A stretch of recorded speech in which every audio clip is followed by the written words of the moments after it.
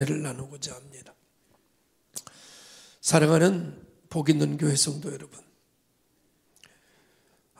2025년 두 번째 주일 주님의 은혜와 평강이 여러분과 가정에, 여러분 머리 위에 함께 하시기를 축복합니다.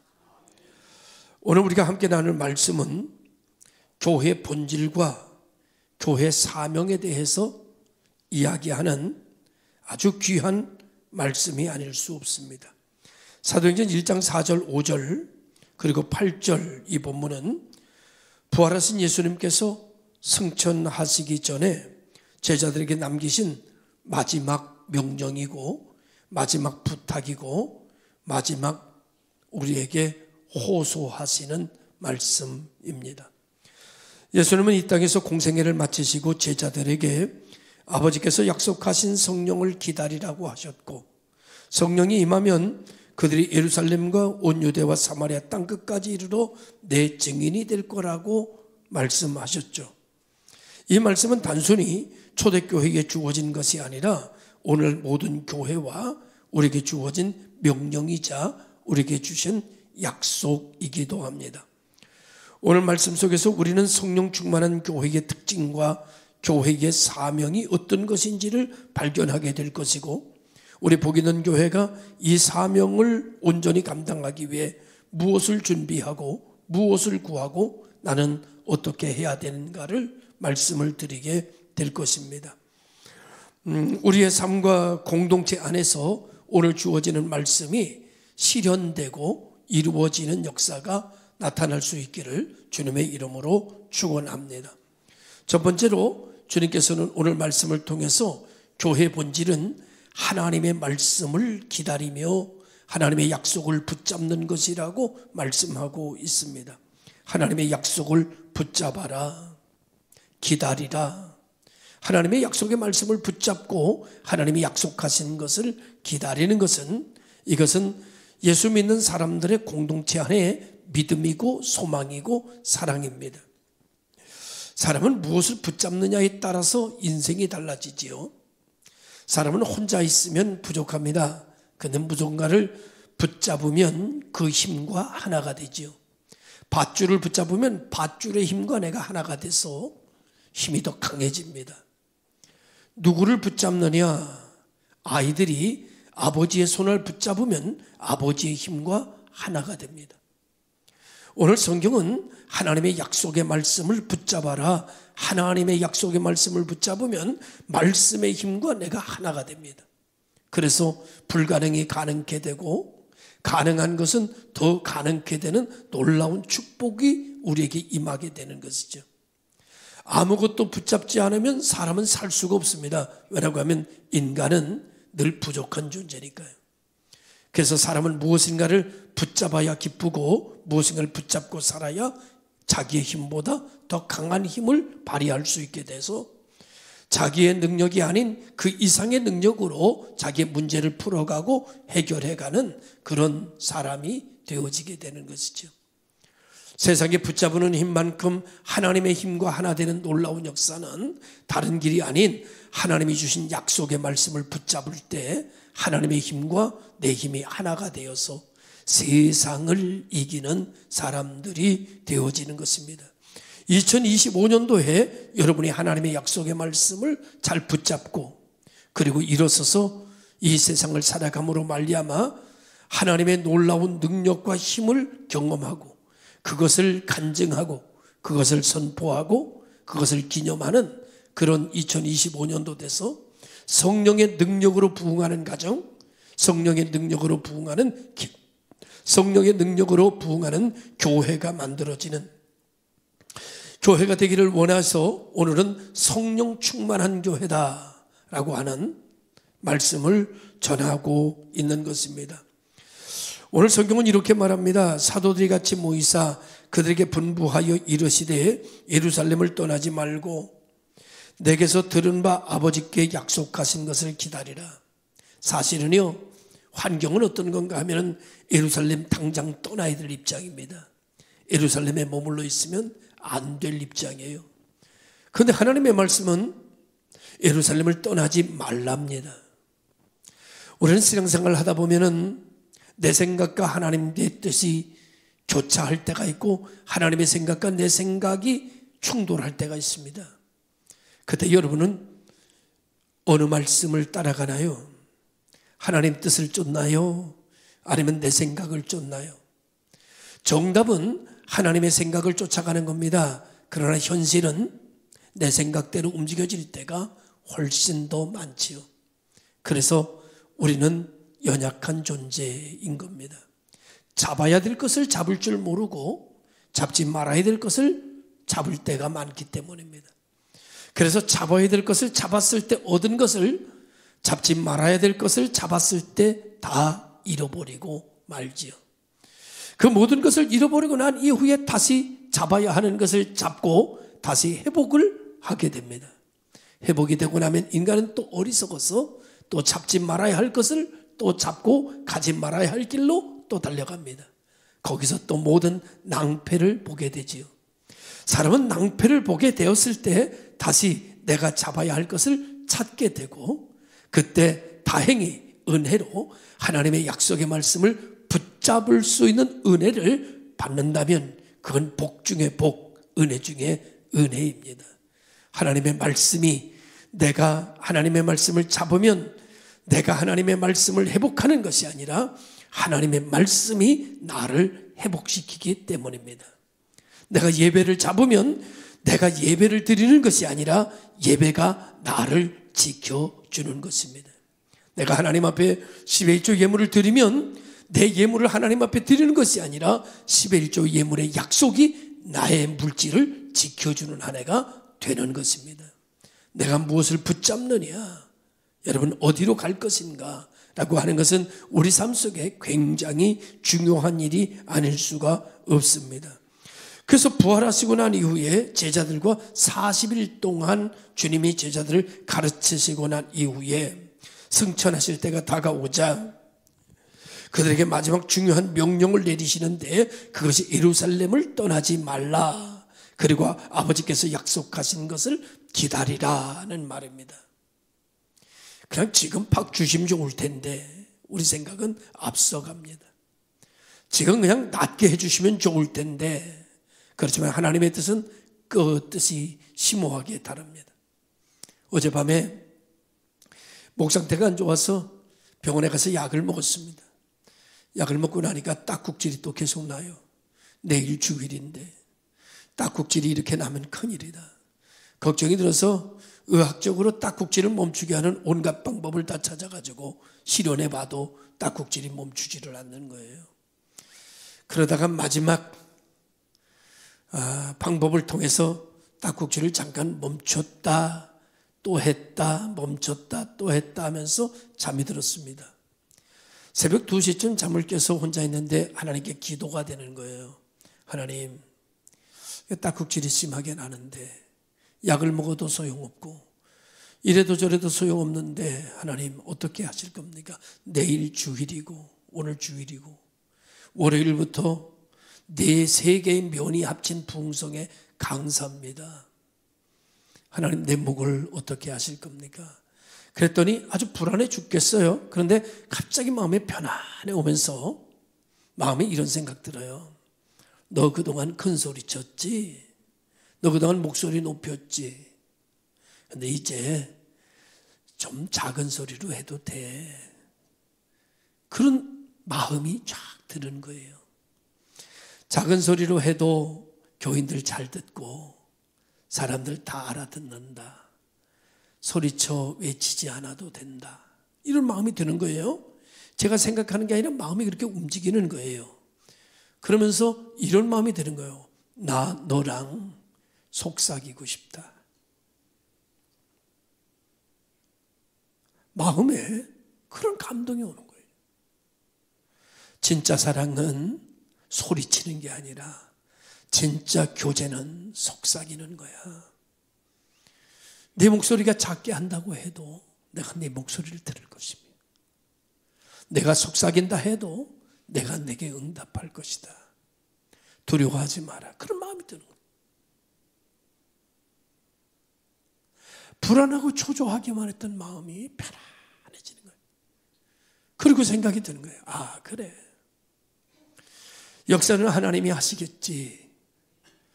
내 마음에 평안을 주셨으니 붕해의 두려움도 사라지고 주일의 걱정도 사라지는 거예요. 그러면서 남은 쪽잠을 자고 그리고 오늘 주일 오는데 일부 예배는 목이 좀 많이 좀 안 좋았지만 2부 예배는 점점 좋아지는 거예요. 성도들에게 부탁했습니다. 이번 성회를 목이 더 망가져서 오는 성회가 아니라 더 좋아져서 오는 성회로 기적을 보여주옵소서. 작은 소리로 하든 큰 소리로 하든 쉰 소리로 하든 답답한 소리로 하든 하나님이 역사하시면 그 소리가 가장 좋은 소리로 하나님이 바꿔주시는 거예요. 내 목소리가 어떠하든지 목소리에 염려하지 말고 하나님의 말씀을 전하면 그 소리가 천사의 소리보다 아름답게 하시리는 하나님이신 거예요. 아무리 청명한 소리로 한다 할지라도 하나님이 역사하지 않으시면 그 소리는 귀 속에 들리지 않는 소리가 되는 거예요. 하나님께서 그 마음을 주시면서 그래, 하나님이 역사하시면 어떻게 전하든 마음에 들리는 소리로 역사하시면 마음으로 듣는 거지 귀로 듣는 게 아니라. 할렐루야. 그래서 오늘 담대하게 하나님 말씀을 들고 큰 소리 내지 않고 작은 소리로 그냥 얘기해 보려는 거예요. 사랑하는 성도 여러분, 기다림이라는 것은 참 중요한 겁니다. 기다린다는 것은 믿을 수 있어야 기다릴 수 있습니다. 믿음이 기다릴 수 있는 것은 소망이 있어야 기다릴 수 있습니다. 기다리는 것은 사랑하는 사람이라야 기다릴 수 있습니다. 여러분, 하나님께서 예루살렘을 떠나지 말라 하셨을 때 예루살렘을 떠날 수밖에 없지만 떠나지 않고 기다릴 수 있었던 것은 그들은 부활하신 예수님을 통해서 놀라운 기적을 받기 때문입니다. 그들은 주님의 말씀을 사랑하고 있습니다. 주님의 말씀을 믿고 있습니다. 그래서 환경과 다른 선택을 합니다. 환경은 예루살렘을 떠나가야 할 입장인데 주님의 말씀은 예루살렘을 떠나지 말라 하시니 그들은 예루살렘을 떠나지 않는 것을 결정합니다. 오늘 우리가 2025년도 살면서 하나님의 말씀과 충돌될 때 여러분, 내 생각을 따라가는 어리석은 불순종을 붙잡지 말고 여러분, 지혜로운 순종을 붙잡고 사는 성도들 되셔서 하나님께서 예비하신 것이 여러분의 것이 되시기를 주님의 이름으로 축원합니다. 하나님의 예비하신 것이 다른 사람에게 돌아가거나 아니면 멈춰버린 축복의 강이 멈춰버리는 것이 아니라 여러분에게 예비된 것은 여러분에게 조금하게 임해서 여러분의 얼굴이 복음으로 환하게 펴지고 가정이 웃음꽃으로 여러분 멸망으로 가던 것이 다시 영생으로 옮겨지는 역사가 일어나기를 주님의 이름으로 축원합니다. 제자들은 부활하신 예수님을 만났지만 여전히 자신의 능력으로는 하나님의 나라를 확장해 갈 수 없다는 것을 그들은 알고 있었습니다. 그들이 할 수 있는 일은 그들이 하나님의 나라를 확장해 가는 위해서 움직이는 것이 아니라 그들이 할 수 있는 일은 성령이 임하시기를 기다리는 일이었습니다. 여러분, 때로는 일을 하는 일보다 기다리는 게 더 힘듭니다. 차라리 뭐가 결정돼서 움직이는 것은 행복입니다.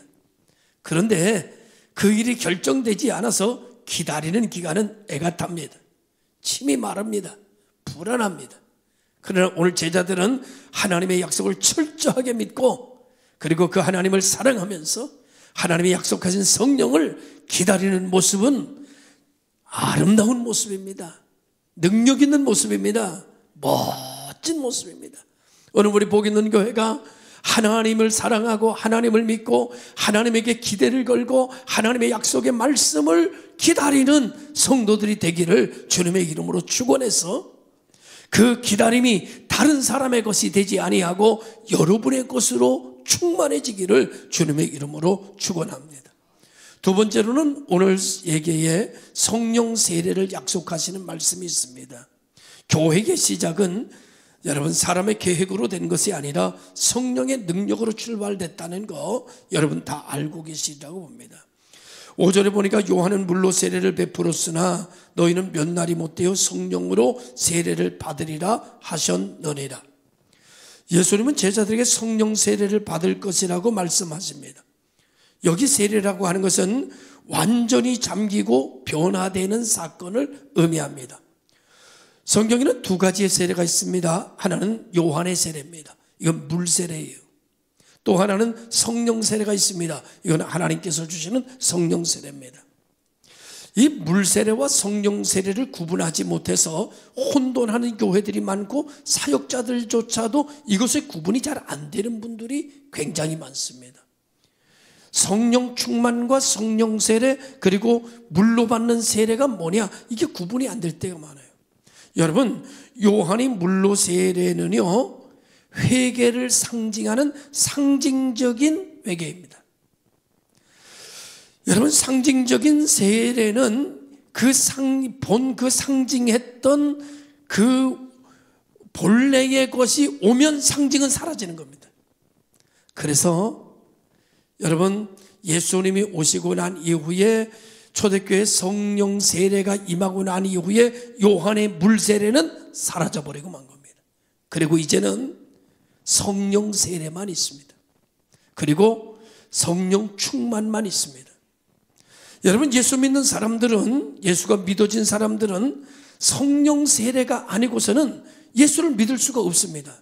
그런데 성령 세례는 뭔가 하면은 단순히 상징이 아니라 하나님의 영이 직접 우리 안에 들어오셔서 새로운 능력과 새로운 사명을 부여하셔서 내 생각과 마음과 뜻을 완전히 하나님의 뜻으로 바꿔버리는 능력 있는 세례, 이것이 성령 세례입니다.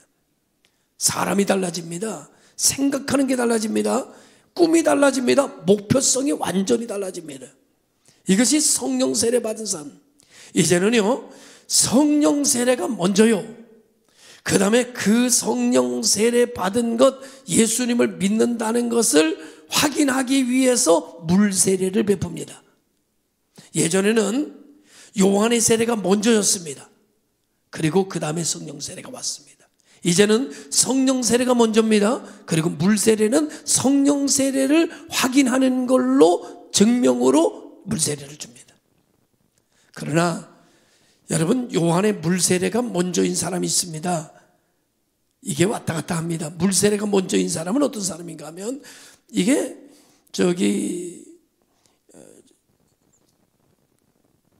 그 모태신앙이라든지 이런 분들은 그냥 엄마 따라다녔습니다. 아빠 따라다녔습니다. 그래서 그냥 잘 모르고 엄마 아빠 고백으로 유아세례 받았습니다. 그리고 그냥 다니다 보니까 여러분 또 문답하고 그 다음에 세례교인으로 인정을 해줍니다. 그러다가 이 아이들이 그저 이렇게 다니다가 어떤 아이가 합니다. 나는 모태신앙이었습니다. 그런데 나는 대학교 캠프에 가서 신앙수련회 하다가 난 성령 세례 받았습니다. 이렇게 고백하는 애들 많아요. 그 아이는 물 세례가 먼저고 상징적 세례가 먼저고 그 다음에 본체의 세례가 나중입니다. 그러나 여러분, 모태신앙이 아니고 교회 와서 예수 믿게 된 사람들 있잖아요. 그 사람들은요, 불세례가 먼저입니다. 그리고 물세례가 불세례를 증명해 주는 겁니다. 이렇게 바뀌어지는 것이죠. 그리고 그 다음 이후로는 계속 기도하면서 우리들이 성령 충만으로 나아가게 되는 겁니다. 그래서 이 구분이 정확하지 않으면 헷갈리게 돼 있는 거죠.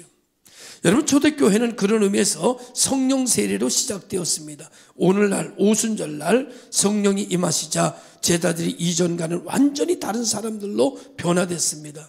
두려움에 떨던 베드로가 성령 충만을 받고 담대하게 설교를 합니다. 그러니까 3,000명이 그의 말에 감흥을 받고 돌아오기 시작합니다. 교회가 막 불어나기를 시작합니다.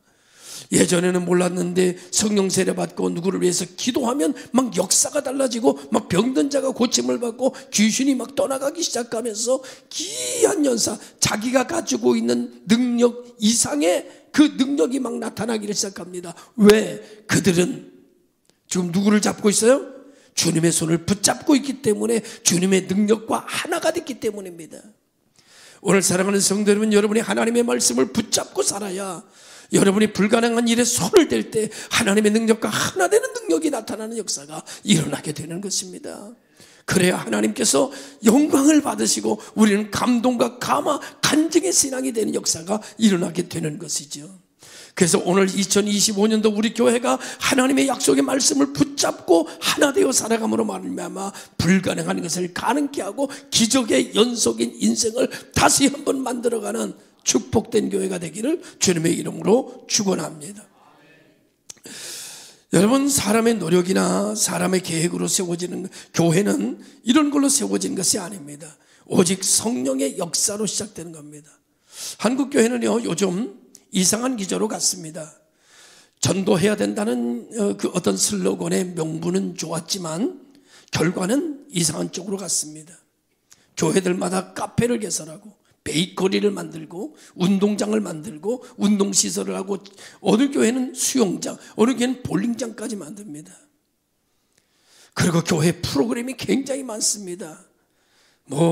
아버지 학교, 어머니 학교, 청소년 학교, 무슨 사람들이 보면서 야, 이 교회는 대단하구나. 학교가 이렇게 많은가. 교회는 학교가 아닙니다. 미안하지만 교회는 교회입니다. 여러분, 사람들이 말합니다. 우리 교회 가면은요, 베이커리 카페도 있어요. 얼마나 잘 돼 있는지 몰라요. 우리 교회는요, 운동장도 있어요. 우리 교회는요, 농구장도 있어요. 우리 교회는 탁구대도 많아요. 우리 교회는 뭐가 많아요. 막 자랑합니다. 그런데 여러분, 그 대형 교회 예수 자랑하지 않습니다. 교회 하면 예배가 생각나는 곳이어야 됩니다. 베이커리 카페가 생각나는 곳이 아닙니다. 교회 하면 기도가 생각나야 됩니다. 교회 그러면 은혜가 생각나야 됩니다. 교회 하면 성령이 생각나야 됩니다. 교회가 베이커리 카페가 생각이 나고 교회가 무슨 다른 뭐가 생각이 나, 그 교회는 주님의 말씀을 다시 돌아가야 됩니다. 환전소와 모든 것을 내어 쫓으시면서 말씀하신 말씀, 내 집은 만민이 기도하는 집이다. 주님은 가슴 치면서 말씀하셨습니다. 내 집은 교회로 전달되기 원하며 내 집은 교회로 유지되기 원한다. 큰 교회 다니는 목사님들 만나면 예수 자랑 없습니다. 교회 프로그램 자랑합니다. 교회 시설 자랑합니다. 여러분, 교회는 이렇게 자랑하는 겁니다. 우리 교회는 성령이 충만한 교회입니다. 우리 교회는 기도가 뜨겁습니다. 우리 교회 오면 예수 만날 수 있습니다. 우리 교회 예배드리다 하나님 만날 수 있습니다. 나 예배드리다가 성령의 불 받았습니다. 나 예배드리다 내 병 고쳐졌습니다. 나 예배드리다가 하나님 만났습니다. 이 고백이 풍성해지는 교회가 교회입니다. 여러분, 우리 교회는 그런 교회 되기를 주님의 이름으로 축원합니다.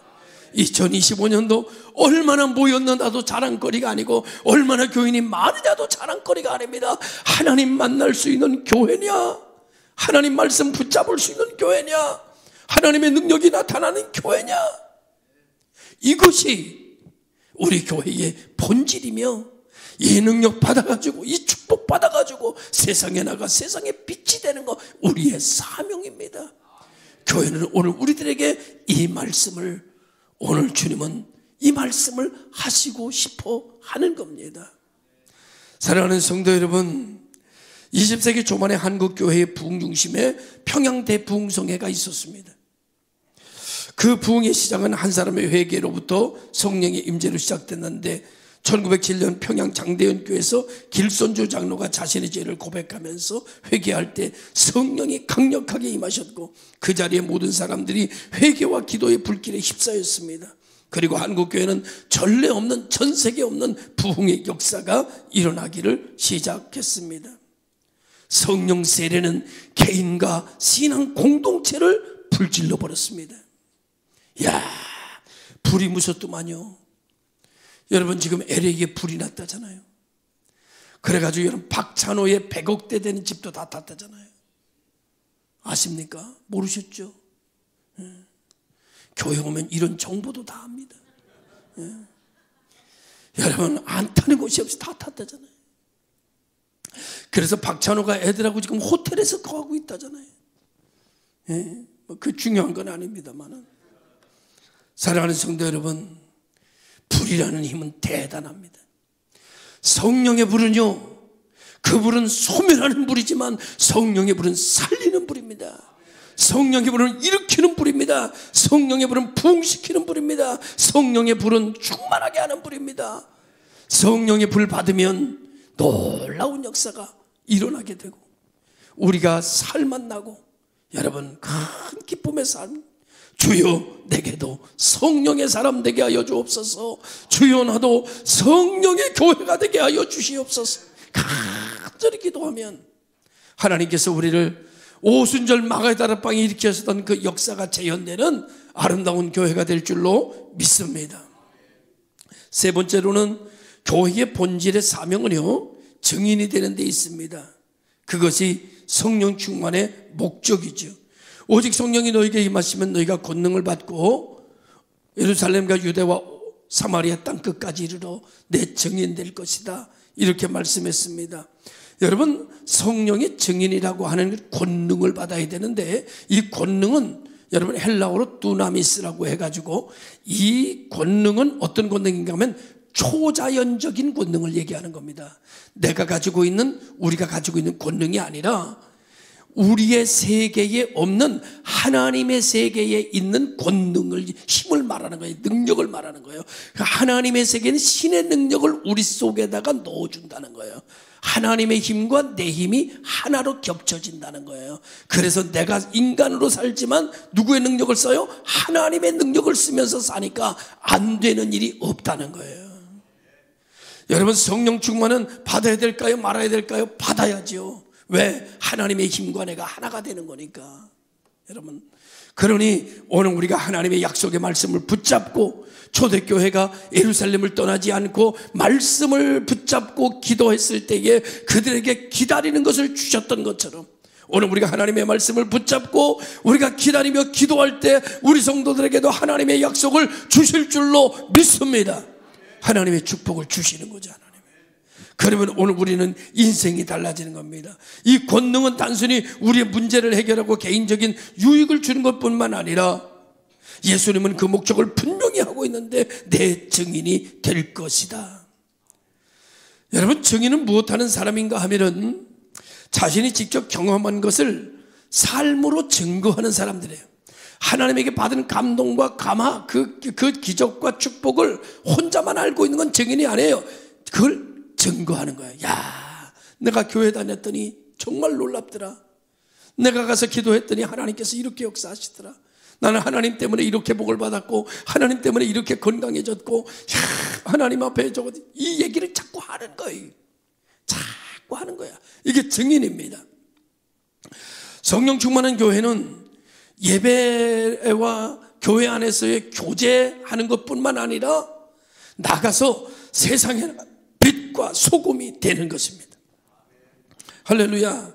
만나는 사람들마다 예수 얘기하는 거예요. 은혜 받은 얘기하는 거예요. 체험 얘기하는 거예요. 할렐루야. 그것으로 꽃 피어지게 되는 겁니다. 그들에게 관심을 이끄는 거예요.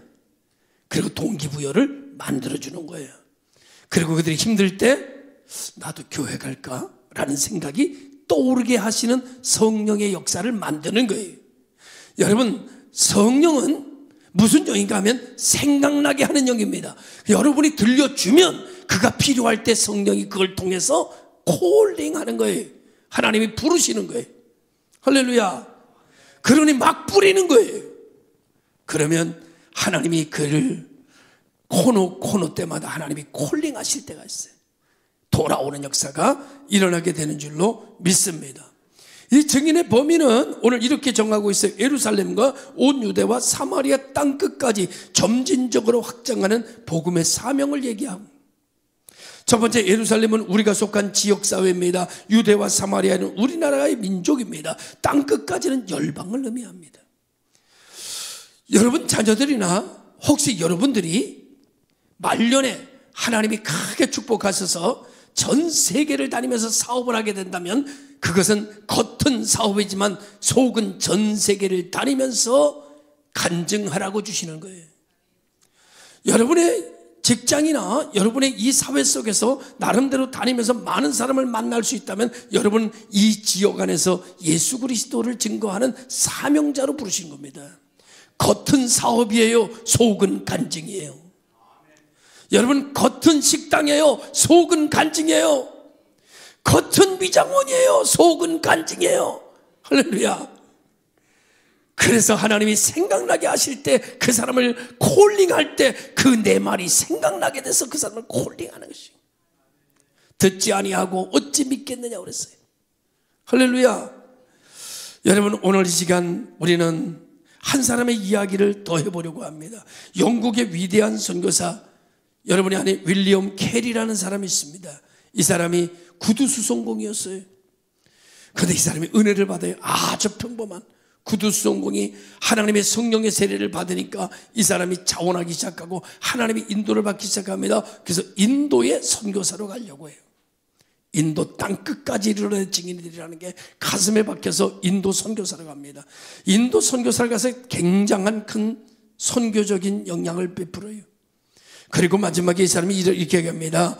그의 사명감을 뭐라고 표현하는가 하면은 하나님께 위대한 일을 기대하라. 하나님께서 내게 위대한 일을 하실 거라고 기대해라. 두 번째, 하나님을 위해 위대한 일을 시작하라.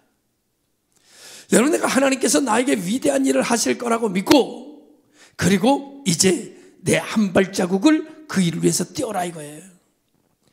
여러분 아무리 이런 높은 건물도 멋진 건물도 빌딩도 한 삽의 흙을 품으로 시작이 되는 것입니다. 아무리 위대한 도시도 한 삽의 흙을 품면서부터 출발하는 거예요. 꿈이 크십니까? 그 꿈을 놓고 기도를 시작하십시오. 한 삽의 영적인 삽을 뜨십시오. 그리고 위대한 일이 하나님이 나를 이끄실 거라고 믿고 기도하십시오. 하나님과 여러분이 하나가 될 것이고 여러분을 가로막는 장막이 사라져 버릴 것이고 말할 수 없는 상상하지 못하는 축복이 여러분에게 딸려 들어오는 역사가 일어나게 될 줄로 믿습니다. 사랑하는 성도 여러분, 사도행전 1장을 통해서 교회 본질과 사명을 우리는 다시금 한번 생각해 봤습니다. 예수님께서 성령 충만한 교회를 성령 충만을 통해서 교회가 세워지고 그리고 교회가 세워진 그 공동체를 통해서 증인의 사명을 감당하게 될 것을 약속하셨고 초대교회는 이 약속을 붙잡고 그 권능을 받았고 그 능력으로 세상을 변화시키는 여정을 시작했습니다. 그렇다면 오늘 우리 복 있는 교회도 무엇을 붙잡고 이 시대를 살 것이냐? 하나님의 힘과 하나가 되는 것을 갈 것이냐? 아니면 내 힘만 의지하고 살 것이냐? 오늘 초대교인들이 하나님의 약속의 말씀을 붙잡았던 것처럼 오늘 우리도 하나님의 말씀을 붙잡고 하나님과 우리가 하나가 되어서 불가능을 가능케 하고 새 역사를 만들어가 성령의 충만한 교회가 되어 성령의 능력으로 부흥하고 성령의 능력으로 건강하고 성령의 능력으로 축복받는 그런 큰 교회가 될 수 있기를 주님의 이름으로 축원합니다. 하여 결론적으로 세 가지 말씀을 드리면 하나님의 약속을 붙잡으십시다. 하나님의 말씀을 꽉 붙잡고 살아가십시다. 두 번째로는 하나님의 능력으로 변화되는 우리의 삶을 보여주십시다. 세 번째로는 이 모든 걸 가지고 우리 주변에 다니면서 만나는 사람마다 하나님께서 내게 이런 일을 행하시고 나는 하나님 때문에 살게 됐다고 고백하는 증인의 삶을 살아가는 복 있는 교회 성도들 되시기를 축원합니다.